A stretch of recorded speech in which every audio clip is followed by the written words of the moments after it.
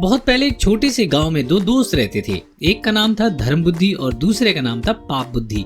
एक दिन पाप बुद्धि ने सोचा कि क्यों ना मैं धर्म बुद्धि के साथ शहर जाऊं और खूब सारे पैसे कमाऊं, क्योंकि धर्म बुद्धि बिजनेस में काफी अच्छा है। यह सोचकर पाप बुद्धि धर्म के पास गया और कहने लगा, मेरे दोस्त, हम दोनों बूढ़े हो रहे हैं। हम यूं ही गाँव में रहकर छोटे मोटे काम करेंगे तो हमें ज्यादा फायदा नहीं मिलेगा, लेकिन अगर हम शहर जाएं तो हम तुम्हारे टैलेंट का इस्तेमाल करके काफी ज्यादा पैसे कमा सकेंगे। धर्म को भी यह आइडिया पसंद आया तो दोनों दोस्त अगले ही दिन शहर के लिए निकल गए। उन्होंने शहर में खूब पैसे कमाए और जब वह गांव वापस लौटे तो गांव के अंदर पहुंचने से पहले एक जंगल पड़ता था।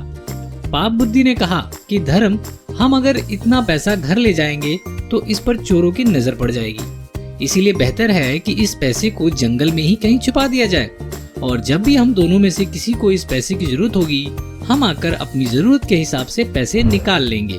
धर्म मान गया और दोनों ने जंगल में एक गड्ढा खोदा और अपनी सारी कमाई उस गड्ढे में डाल दी। उसे ढककर दोनों अपने अपने घर चले गए। उसी रात पाप बुद्धि वापस जंगल आया और उसी जगह पर पहुंचा जहां पर उसने सारा पैसा छुपाया था। सारा पैसा उठाकर वह अपने घर आ गया। कुछ दिनों बाद धर्म पाप बुद्धि के पास पहुंचा और कहने लगा कि दोस्त, मुझे पैसों की जरूरत है, इसलिए मेरे साथ तुम जंगल चलो। हमने जहाँ पैसे छुपाए थे मैं वहाँ से कुछ पैसे लेकर आना चाहता हूँ। जब दोनों वहाँ पहुँचे तो गड्ढा खोदा गया तो उन्हें वहाँ गड्ढा खाली मिला। इससे पहले धर्म कुछ समझ पाता और पाप बुद्धि चिल्लाने लगा कि धर्म, तुमने मेरे साथ धोखा किया है, तुमने सारे पैसे चुरा लिए। अब मुझे मेरे हिस्से की आधी कमाई चाहिए जो यहाँ पर छुपाई गई थी। धर्म ने उसे समझाने की कोशिश की कि मैंने कोई चोरी नहीं की है, लेकिन पाप बुद्धि नहीं माना और इसी बात को लेकर वह राजा के दरबार पहुँच गया। राजा ने पूछा कि तुम दोनों ने वहाँ धन छुपाया था और फिर वहाँ से धन किसने निकाला, क्या इसकी गवाही देने वाला कोई है? तो पाप बुद्धि ने कहा कि मेरे लिए जंगल के देवता गवाही देंगे, वह बताएंगे कि कौन दोषी है और कौन बेकसूर। राजा मान गया और दोनों को अगली सुबह जंगल में ही मिलने के लिए कहा। राजा की बात सुनकर पाप बुद्धि खुशी खुशी अपने घर लौटा और अपने पिता से कहने लगा, मैंने धर्म के सारे पैसे चुरा लिए हैं और इस पर झूठा इल्जाम भी लगाया। अगर मैं पकड़ा गया तो मैं सारे पैसे खो दूंगा, मुझे सजा मिलेगी, इसलिए मुझे आपकी मदद चाहिए। अगर आप मेरी मदद करेंगे तो हम सारा पैसा रख सकेंगे। पिता बेटे की बात मान गया और पूछने लगा, मुझे क्या करना होगा?